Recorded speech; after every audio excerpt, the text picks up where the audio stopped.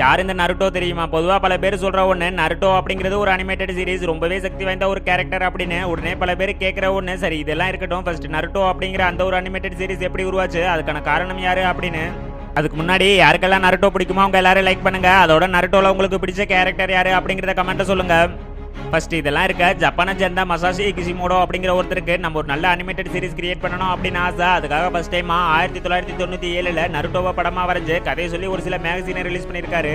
ஆனா அது சுத்தமா விற்கவே இல்லை. இதெல்லாம் ஒரு கதையா, இதெல்லாம் சுத்தமாவே ஓடாது அப்படிங்கிற மாதிரி பல பேர் சொல்லியிருக்காங்க. அதுக்கப்புறம் 1999 செப்டம்பர் 2ஆம் தேதி இந்த கதையை நம்மளே அனிமேஷனா கிரியேட் பண்ணலாம் அப்படின்னு முடிவு பண்ணி ஒரு சின்ன டீம் உருவாக்கி அந்த கதையை பப்ளிஷும் பண்ணியிருக்காங்க. யாருமே நினைச்சு பார்க்காத அளவுக்கு ஒரு மிகப்பெரிய வெற்றி. அன்னைக்கு யாரு இதை பார்த்து இதெல்லாம் ஒரு கதையா அப்படின்னு சொன்னாங்களோ அந்த ஒரு கதை தான் இப்ப பல மொழிகளில் உலக மக்கள் அதிகமாக பார்க்கப்படுற சீரீஸ்ல ஒன்றாவும் இருக்கிறதோட நருட்டோ அப்படிங்கிற அந்த பேருக்கு தனி ஒரு ஃபேன்ஸ் கூட்டமே உருவாகி இருக்கு.